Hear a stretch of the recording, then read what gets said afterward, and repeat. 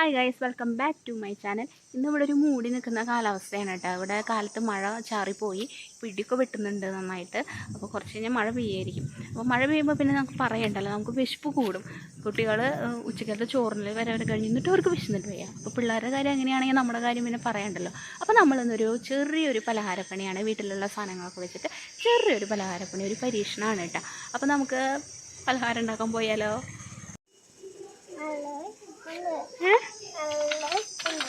അപ്പോൾ നമുക്ക് പലഹാരം ഉണ്ടാക്കാൻ തുടങ്ങാം. അപ്പോൾ അതിനാവശ്യമായിട്ട് ഒരു ചെറിയ സവാള കുഞ്ഞുകുഞ്ഞ അരിഞ്ഞത്, ഇത് പച്ചമുളക്, ഒരു കോഴിമുട്ട, പിന്നെ നമുക്ക് വേണ്ടത് ഗോതമ്പ് മാവ് വേണം. അത് സാധാരണ പോലെ തന്നെ ഗോതമ്പ് ദോശ കലക്കിയ പോലെ കലക്കി വെച്ചേക്കാണ് ഗോതമ്പ് മാവ് വേണം. ഇനി നമുക്ക് ഇതിൻ്റെ ഫില്ലിങ്സ് ആദ്യം റെഡിയാക്കാം. ആദ്യം തന്നെ ഒരു പാൻ വെച്ച് കൊടുക്കുക. ഈ പാന് പഴയ ഒരു പാനാണ് കേട്ടോ. നമുക്ക് ചില സാധനങ്ങൾ നമുക്ക് എത്ര പൊട്ടയായാലും ചിലപ്പോൾ കളയാനൊന്നും തോന്നില്ല. അങ്ങനെ ഒരു പാനാണ് കേട്ടത്. കുറേ കാലങ്ങളായി നമ്മൾ മീൻ വറുക്കുന്നത്, അങ്ങനെ ചെറിയ ചെറിയ കാര്യങ്ങളൊക്കെ ചെയ്യുന്നത് ഇതിൽ ചെയ്യുമ്പോൾ ഒരു പ്രത്യേക ഒരു സുഖമാണ്. മറ്റുള്ള പാത്രങ്ങളെക്കാളും നന്നായിട്ടിരിക്കും ഇതിൽ ചെയ്യുമ്പോൾ. നമുക്കപ്പോൾ പാനിലേക്ക് കുറച്ച് വെളിച്ചെണ്ണ ഓയിലോ നമുക്ക് എന്താണെന്ന് വെച്ചാൽ അത് ഒഴിച്ച് കൊടുക്കുക. വെളിച്ചെണ്ണ ഒന്ന് ചൂടായി വരുമ്പോൾ നമ്മൾ അതിലേക്ക് അരിഞ്ഞു വെച്ചിരിക്കുന്ന സവാള, ചെറുതായിട്ട് അരിയണമെങ്കിൽ അരിയാം, അല്ലെങ്കിൽ വലുതാക്കി അരിയണമെങ്കിൽ അത് കുഴപ്പമില്ല. ചെറുതാക്കി അരിഞ്ഞ സവാള ഇട്ട് കൊടുക്കുക, നന്നായിട്ട് വഴറ്റി കൊടുക്കുക. പച്ചമുളകും ഇതിൻ്റെ കൂടെ ഇട്ട് കൊടുക്കുന്നുണ്ട് ഞാൻ, ഒരുമിച്ച് വഴലാനായിട്ട്. അപ്പോൾ വഴറ്റി കൊടുക്കുക. ഇത് ചെറുതായിട്ടൊന്ന് കളറ് മാറി വന്ന് തുടങ്ങണം കേട്ടോ. ഒരു ബ്രൗൺ നിറം ആയി തുടങ്ങണം. അതുവരെ ഒന്ന് വഴറ്റിയെടുക്കുക. ചെറുതായി വഴഞ്ഞ് കിട്ടാനായിട്ട് കുറച്ച് ഉപ്പിട്ട് കൊടുത്തു കഴിഞ്ഞാൽ നമുക്ക് പെട്ടെന്ന് അങ്ങ് വഴഞ്ഞ് കിട്ടിക്കോളും. അപ്പോൾ ഉപ്പിട്ടിട്ട് നന്നായിട്ടൊന്ന് മിക്സ് ചെയ്ത് എടുക്കുക.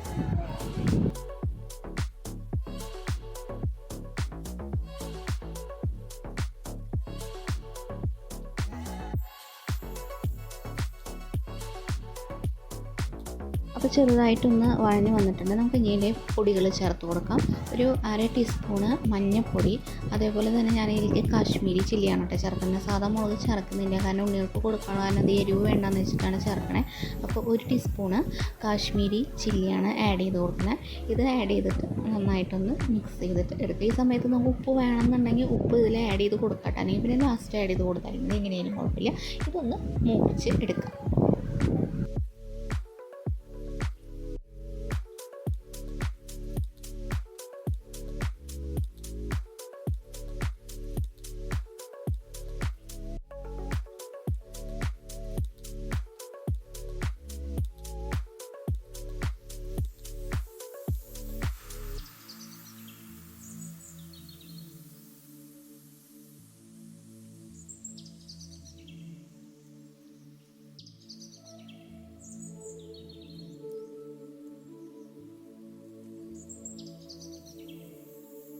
ഇതൊന്ന് മൂത്ത് വരുമ്പോൾ അതിലേക്ക് നമ്മൾ എടുത്ത് വെച്ചിട്ടുണ്ടായിരുന്ന ഒരു മുട്ട അതിലേക്ക് ചേർത്ത് കൊടുത്തിട്ട് നന്നായിട്ട് മിക്സ് ചെയ്തിട്ട് എടുക്കുക. നമുക്ക് എത്ര നന്നായിട്ട് മുട്ട നന്നായി പൊടിഞ്ഞ് കിട്ടണോ അത്രയും നന്നായിട്ട് പൊടിഞ്ഞെടുക്കണമെങ്കിൽ എടുക്കാം. അതായത് നന്നായിട്ട് മിക്സ് ചെയ്ത് നിന്ന് കഴിഞ്ഞാൽ നല്ല ചെറിയ ചെറിയ തിരികളായിട്ട് നമുക്ക് കിട്ടും.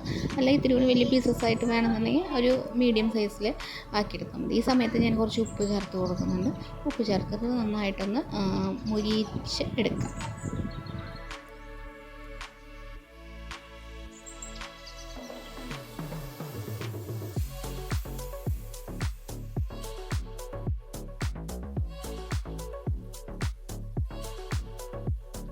ഇത് റെഡി ആയിട്ടുണ്ട്. ഇനി നമുക്ക് അടുത്തതായിട്ട് ദോശയാണ് ചുട്ടെടുക്കുന്നത്. സാധാ പോലെ തന്നെ ദോശ പാൻ വെച്ചിട്ട് അതിലേക്ക് മാവ് ഒഴിച്ച് നമുക്ക് എത്ര തിന്നായിട്ട് പരത്താൻ പറ്റണോ അത്രയും തിന്നായിട്ട് പരത്താട്ടോ. എനിക്ക് അത്രയും അങ്ങോട്ട് തിന്നായിട്ട് പരത്താനായിട്ട് പറ്റില്ല. പരത്തി വരുമ്പോഴേക്കും എന്തായാലും ഓട്ടകളൊക്കെ വരും. അതുകൊണ്ട് എനിക്ക് പറ്റുന്ന പോലെ ഒരു പരമാവധി ഇതിലാണ് ഞാൻ പരത്തി എടുത്തിട്ടുള്ളൂ. അപ്പോൾ നമുക്ക് എല്ലാ ദോശകളും അങ്ങനെ തന്നെ പരത്തിയെടുക്കാം.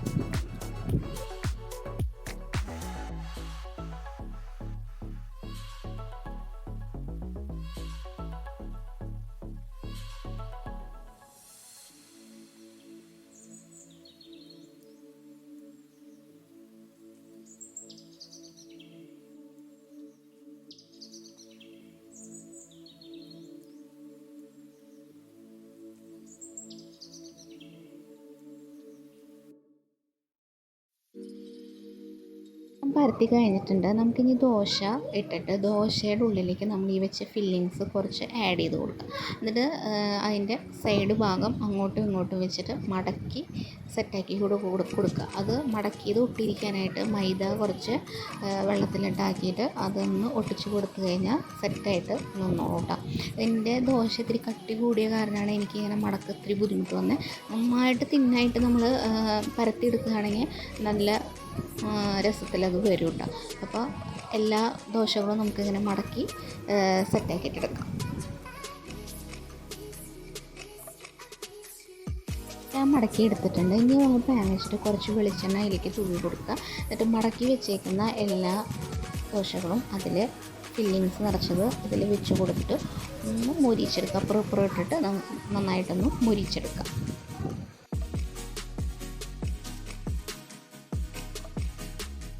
ഇതിപ്പോൾ റെഡി ആയിട്ട് വന്നിട്ടുണ്ട് കേട്ടോ.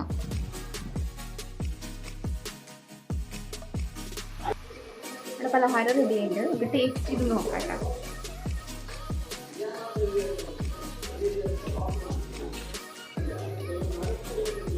നല്ല ടേസ്റ്റ് ഉണ്ട് കേട്ടോ, നമ്മൾ പറയില്ല, നല്ല രസമുണ്ട് കഴിക്കാനായിട്ട്. ഇത് തോന്നുന്നു ഇത്തിരി കൂടി മുട്ട അതിൽ ആഡ് ചെയ്ത് കഴിഞ്ഞാൽ ഇതിനൊക്കെ ടേസ്റ്റ് ഉണ്ടാവും എനിക്ക് തോന്നുന്നു. ഇതിൻ്റെ കൂടെയുള്ള ഒരു കോമ്പിനേഷൻ ഞാൻ പറഞ്ഞേ, പാലും വെള്ളം. ഇതിൻ്റെ കൂടെ പാലും വെള്ളം കൂടി കുടിച്ച് കഴിഞ്ഞാൽ അതിൻ്റെ ടേസ്റ്റ് ഒരു പ്രത്യേക ടേസ്റ്റ് തന്നെയാണ്. നമ്മൾ ഒരാളെ മറക്കാൻ പാടില്ല. നമ്മുടെ വീട്ടിൽ ഒരാൾ കൂടി ഉണ്ട്. വെള്ളം വേണം.